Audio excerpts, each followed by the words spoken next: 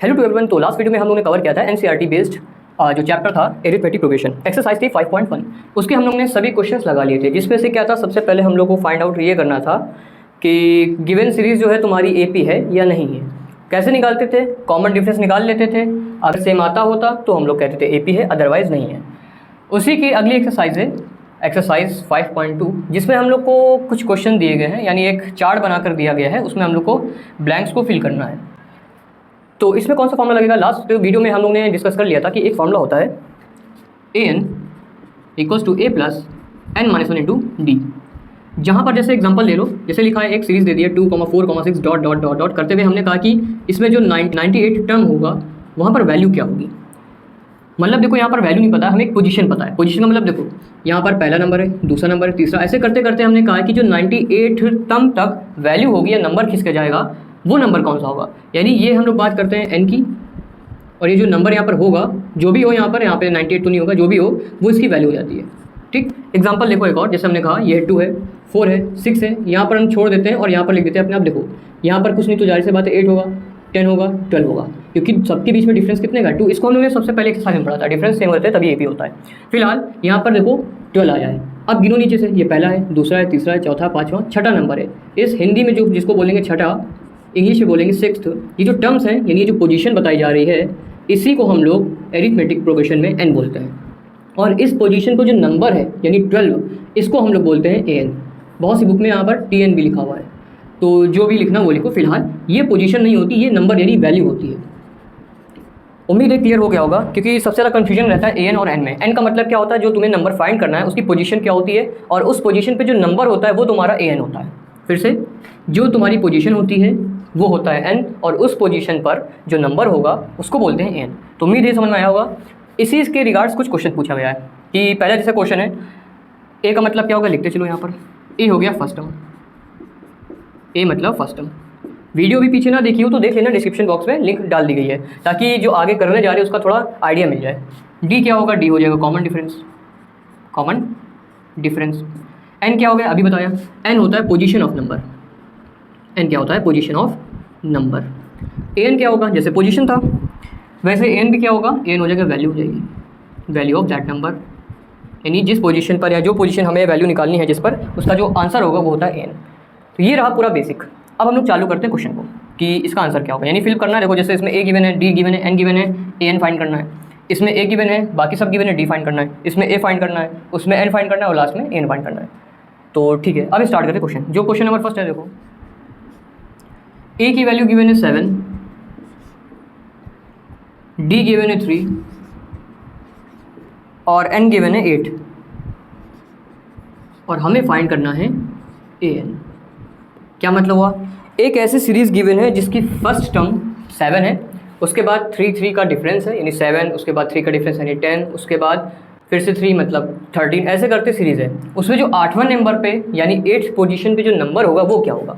लगाते हैं formula. Formula क्या था? फॉर्मूला था an equals to a plus n minus 1 into d.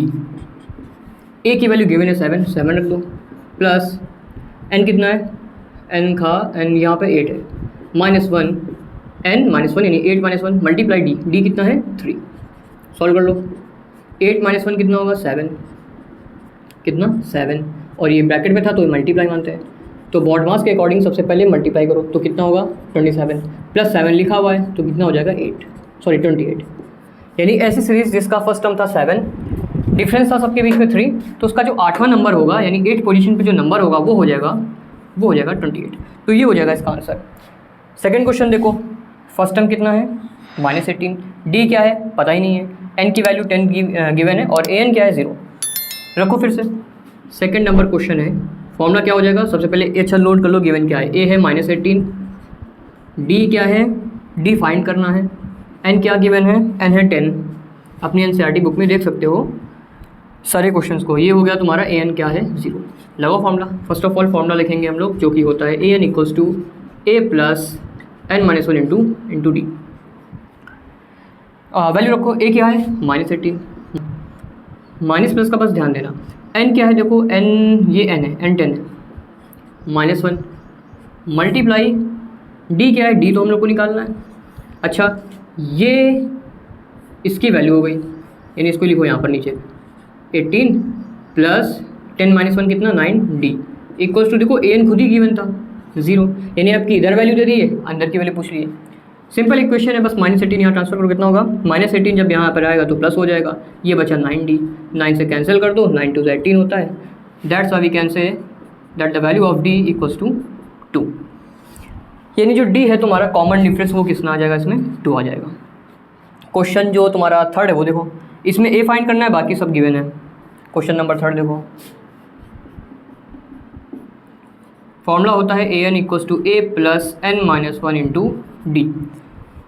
an given है -5, तो रखो यहाँ पर -5 इक्वल्स टू a क्या है, a हम लोग को फाइंड करना है, प्लस n कितना गिवन है, ये देखो n दिया है, n दिया हुआ है 18, तो 18 लिखो, n क्या था 18 -1 मल्टीप्लाई बाई d कितना गिवन है -3। अब माइनस होता है तो यहाँ पर माइनस होता है तो हम लोग यहाँ पर ब्रैकेट लगा देते हैं, तो सॉल्व कर लो। -5 equals to a plus 18 minus 1 कितना हो जाएगा 7, मल्टीप्लाई में -3 लिखा है, 7 3 का कितना हो जाएगा 21, बट इन नेगेटिव क्योंकि माइनस प्लस क्या होता है माइनस, ये यहाँ पर प्लस है और ये -15 है। a की वैल्यू निकालनी है तो बचे कुछ नंबर में कौन आता है -21 को शिफ्ट कर दो तो माइनस हो जाएगा प्लस में, बाकी ये ऐसे ही रहेगा। तो 21 में जो 5 लेस कर दोगे तो हो जाएगा, ये बन गया और 16, यानी जो फर्स्ट टर्म था इस सीरीज़ का वो था 16, ये हो जाएगा 16। इसको नोट कर लो फिर आगे बढ़े। क्वेश्चन नंबर 4 है, फर्स्ट टर्म दिया हुआ है -18.9, उसके बाद d दिया है 2.5, n फाइंड करना है और an भी गिवन है। तो क्वेश्चन नंबर 4 है, फर्स्ट ऑफ ऑल हम लोग लिख लेते हैं a की वैल्यू, तो 18.6 है और d की वैल्यू गिवन है 2.5, n की वैल्यू फाइंड करनी है और जो an है वो गिवन है 3.6। अपनी NCERT बुक साथ पे रखो क्योंकि क्वेश्चन देखते चलोगे तो ज़्यादा फैमिलियर रहेगा। फॉर्मूला लगाओ पहले, फर्स्ट ऑफ ऑल फॉर्मूला क्या होता है यहाँ पर लिखोगे तो an इक्वल्स टू हो जाएगा a plus n minus 1 into d. an की वैल्यू कितनी गिवन है 3.6 इक्वल्स टू a क्या है -18.6 प्लस n की वैल्यू फाइंड करनी है -1, d की वैल्यू गिवन है 2.5। यहाँ पर पॉइंट भी है माइनस भी है तो थोड़ा ध्यान से लिखना। ये तो प्लस ये देखो मल्टीप्लाई में क्योंकि n की वैल्यू फाइंड करनी है तो उसको रोक के रखो। बचे कुछ नंबर में आ जाता है -18.6, इसको शिफ्ट कर दो, माइनस से किसमें हो जाएगा प्लस में, ये यहाँ पर प्लस है तो प्लस लिखे रहने दो। क्या बचा n-1, ये हो जाएगा 2.5। इसको एक बार चेक कर लो, यहाँ पर देखो गलती हो गई, यहाँ पर लिखा है 18.9, तो ये 9 है नॉट 6, ये है 9, ठीक है। अब इसको ऐड कर लो, 18.9 में अगर हम ऐड करेंगे 3.6 तो हो जाएगा 5 पॉइंट, यहाँ पर कैरी करोगे 1 तो हो जाएगा 9 3 12, ये 22.5, ये क्या है n-1 और ये मल्टीप्लाई में 2.5। जब कोई साइन नहीं होता तो क्या मानते हैं मल्टीप्लाई, अब पता होगा मल्टीप्लाई तो यहाँ पे शिफ्ट होकर किसमें हो जाएगा डिवाइड में, तो उसको डिवाइड कर दो 2.5 इक्वल्स टू n-1। ध्यान देना बहुत से बच्चे यहाँ पर डेसिमल का यूज़ भी नहीं कर पाते हैं। जब ऐसे हटाया करो, देखो एक डिजिट है यहाँ पर 10 लिख लो, सबसे अच्छा यहाँ पर लिख लो 10, अब जो कटेगा बस वही बचेगा, ये क्या करो सबसे बेस्ट तरीका होता है। बाकी ऐसे अंदाजे से 0 लगाओगे गलत होने के चांसेस रहते हैं। 25 से डिवाइड कर दो हो जाएगा 9 इक्वल्स टू कितना होगा n-1, -1 यहाँ पर शिफ्ट कर दो तो प्लस में हो जाएगा, तो क्या हो जाएगा 9 + 1 equals to n, that is 10। यानी जो ये आंसर था वो 10 नंबर का पोजीशन पे था, यानी यहाँ पर 10 हो जाएगा।